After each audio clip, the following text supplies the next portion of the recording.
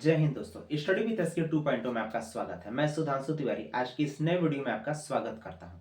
तो जैसा कि हमने पिछली वीडियो में भारतीय संविधान के बारे में जाना और भारतीय संविधान के जो विदेशी स्रोत हैं, कहां-कहां से उन्हें प्रावधान जोड़े गए, उन सब चीजों के बारे में हमने जाना। आज की इस वीडियो में मैं आपको भारतीय संविधान की प्रमुख अनुसूचियों के बारे में बताऊंगा, क्योंकि कई सारे एग्जाम्स में अनुसूचियों से बहुत सारे प्रश्न देखे गए हैं, चाहे वो बिहार पुलिस हो, बिहार दरोगा हो या बीपीएससी हो। इन सारे एग्जाम्स में भारत की अनुसूचियों से प्रश्न पूछे जाते हैं। तो आज मैं आपको भारत की सभी अनुसूचियों और उसमें क्या क्या प्रावधान है, इन सब चीजों के बारे में बताऊंगा, ताकि आपको आगे के किसी भी एग्जाम में कोई भी परेशानी न हो। उससे पहले, जैसा कि गुरुजी कहते हैं कि अपने समय को हमेशा सोच समझ के खर्च करना चाहिए, क्योंकि समय एक ऐसा चीज है जो बीत जाने के बाद कभी वापस नहीं आता है। तो आइए इसी के साथ चलते हैं वीडियो की तरफ। वीडियो शुरू करने से पहले, अनुसूचियों के बारे में बताने से पहले मैं आपको बता देता हूं कि मूल संविधान में, यानी कि जब संविधान बना, मूल संविधान में कुल 22 भाग थे, 8 अनुसूचियां तथा 395 अनुच्छेद थे। मूल संविधान में मात्र 22 भाग थे, 8 अनुसूची थी तथा 395 अनुच्छेद थे। वर्तमान में संविधान में कुल 25 भाग हैं, 448 अनुच्छेद तथा 12 अनुसूचियां हैं। क्योंकि समय समय पर संविधान में संशोधन होते रहते हैं और इन सब चीजों में परिवर्तन होते रहते हैं। संशोधन जरूरी है, क्योंकि नए नियम जुड़ना भी जरूरी है। हमेशा हम पुराने नियमों के अनुसार नहीं चल सकते हैं दोस्तों, तो नए नियम जुड़ने जरूरी है, उसीलिए संशोधन होते हैं और संशोधन के साथ ही नए नियम हमारे संविधान में जुड़ जाते हैं। आइए आगे देखते हैं भारतीय संविधान की अनुसूचियां, वे कौन कौन सी अनुसूचियां हैं और उनमें क्या क्या प्रावधान है, आइए पढ़ते हैं।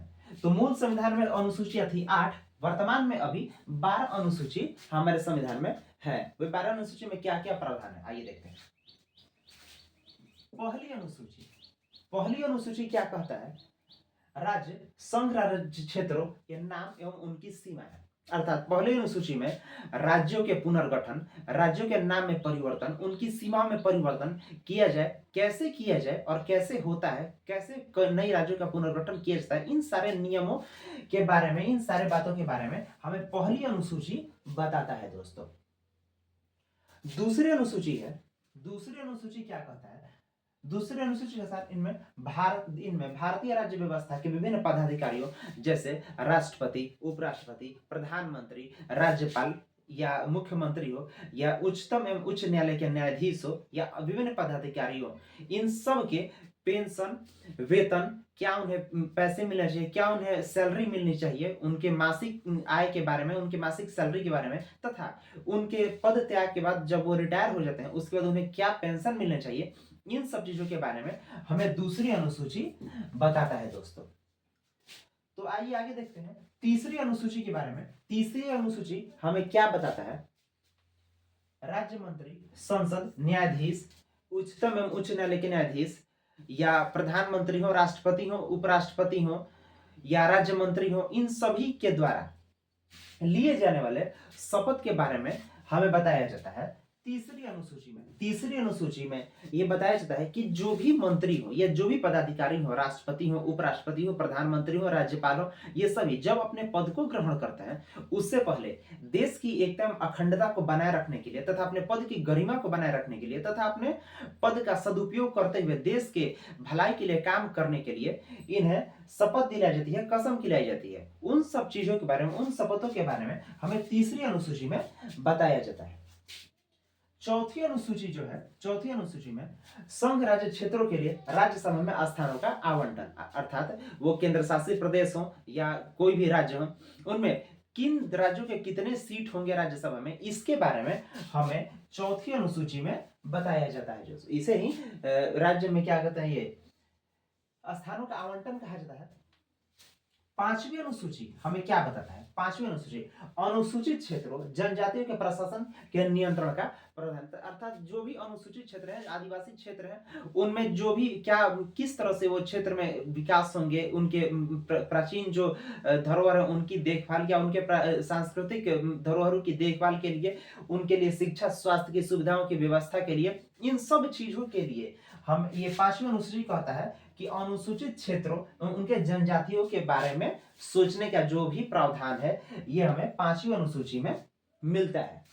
आगे देखते हैं छठी अनुसूची क्या कहता है। छठी अनुसूची असम मेघालय त्रिपुरा, असम मेघालय त्रिपुरा जो पूर्ववर्ती राज्य है असम और त्रिपुरा, उसमें जनजातीय क्षेत्रों के प्रशासन, उनमें जो आदिवासी जनजातीय क्षेत्र हैं, जो भी ग्रुप्स हैं, जो भी ट्राइब्स हैं, उनके प्रशासन, उनके शिक्षा स्वास्थ्य सुविधा इत्यादि जो भी उनकी सेम वही जो उनकी प्राचीन जो धरोहर है या प्राचीन सांस्कृतिक उनके जो भी धरोहर है उनकी देखभाल के लिए, उनके क्षेत्रों के विकास के लिए जो भी नियम है, जो भी प्रावधान है, वो हमें छठी अनुसूची में देखने को मिलता है दोस्तों।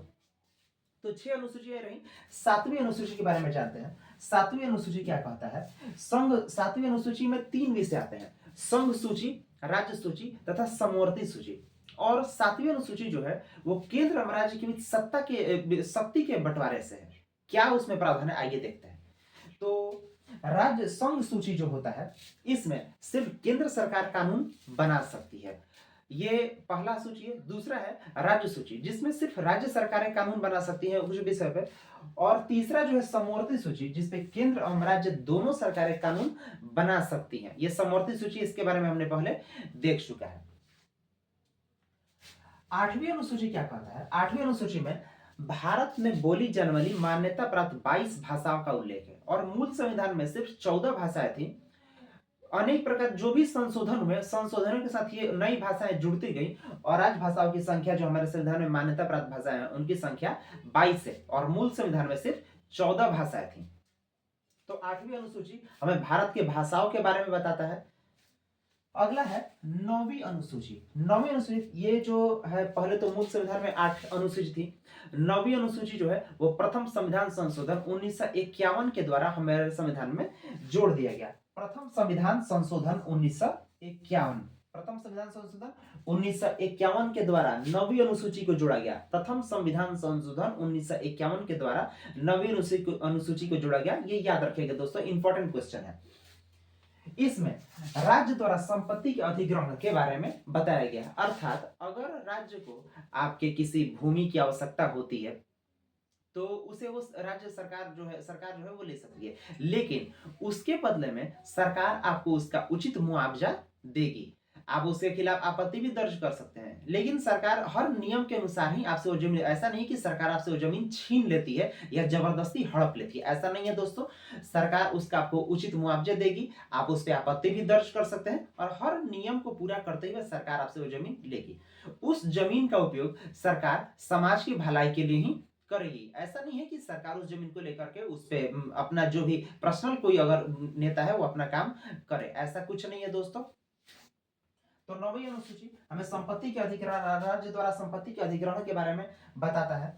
10वीं अनुसूची जो है इसमें दल बदल से संबंधित प्रावधान है और ये 52वें संशोधन 1985, 52वें संविधान संशोधन, देखिएगा दोस्तों 10वीं अनुसूची 52वें संविधान संशोधन 1985 के द्वारा जोड़ा गया। इसमें दल बदल पे प्रतिशत यानी कि प्रतिबंध लगाने का जो प्रावधान है इसमें है। दल बदल पे प्रतिबंध, अर्थात ये जरूरी है दल बदल पे प्रतिबंध लगाना, क्योंकि इसे दल बदल अगर जो होता है तो इसे राजनीतिक स्थिरता नहीं बनी रहती है, राजनीति में उलटफेर होने लगता है। अगर जैसे देखिए हमने अपने क्षेत्र से एक कैंडिडेट को चुना, उन्हें हमने वोट देकर के जिताया और उसे आगे केंद्र में भेजा कि ताकि वो हमारा प्रतिनिधित्व कर सके।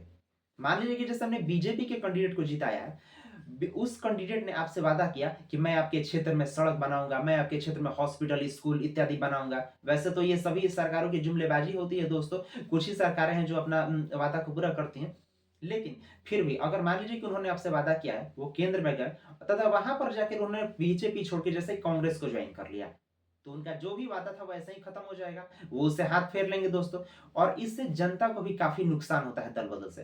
तो 10वीं अनुसूची में दल बदल के खिलाफ प्रतिबंध लगाने का जो प्रावधान है वो है दोस्तों। अगला है 11वीं अनुसूची। 11वीं अनुसूची क्या कहता है दोस्तों। 11वीं अनुसूची कह रहा है कि पंचायती शक्तियों का उत्तरदायित्व निर्धारित किए गए हैं, और ये जो 11वीं अनुसूची है वो देखिएगा दोस्तों 73वें संविधान संशोधन, 11वीं अनुसूची 73वें संविधान संशोधन 1993 के द्वारा जोड़ा गया है। 11वीं अनुसूची जो है 73वें संविधान संशोधन 1993 93 के द्वारा जोड़ा गया है। इसमें कुल 29 विषय हैं। इसमें जो भी पंचायती राज को जो भी शक्तियां दी गई हैं, जैसे ग्रामीण विकास हो, ग्रामीण विकास में लोगों के लिए शुद्ध पेयजल हो, या वहाँ पे स्वास्थ्य सुविधा हो, जो भी क्या कहते हैं नीचे के जैसे ST SC वगैरह ये सब लोग जो लोग हैं उनके भलाई का काम हो, महिला सशक्तिकरण, इन सब चीजों की जो व्यवस्था है, और इसमें टोटल 29 विषय हैं। इसके बारे में 11वीं अनुसूची हमें बताता है। 12वीं अनुसूची क्या कहता है दोस्तों, नगर पालिका की शक्तियों का उत्तरदायित्व निर्धारित किए गए हैं। 12वीं अनुसूची में 11वीं में पंचायती राज और 12वीं में नगर पालिका, 11वीं में पंचायती राज और 12वीं में नगर पालिका, अर्थात शहरी विकास के बारे में 12वीं अनुसूची में बताया गया है। और 12वीं अनुसूची ये 74वें संविधान संशोधन 1993 द्वारा ये भी जोड़ा गया है। इसमें नगरपालिका द्वारा शहरी विकास, शहरों में स्वास्थ्य सुविधा की व्यवस्था, पेयजल की व्यवस्था, सड़क की सफाई इत्यादि कई प्रकार के विषय, इसमें कुल 18 विषय शामिल है। और 12वीं अनुसूची जो है वो नगरपालिका से संबंधित है, जो कि शहरी विकास में अपना योगदान देता है दोस्तों। तो इसी के साथ ये हमारी 12 अनुसूचियां थी जिसके बारे में मैंने आपको बताया। ये सारे एग्जाम की दृष्टि से काफी महत्वपूर्ण है, इसे ध्यान से देखें दोस्तों।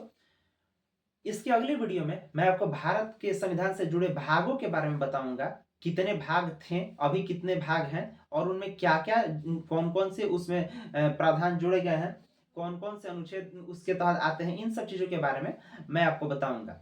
और उसके बाद जो भी आपको वीडियोस मिलते रहेंगे, और वीडियोस काफी महत्वपूर्ण होंगे एग्जाम की दृष्टि से, तथा आपको इससे काफी मदद मिलेगी। तब तक के लिए आप खुश रहिए, सुरक्षित रहिए। जय हिंद, जय भारत।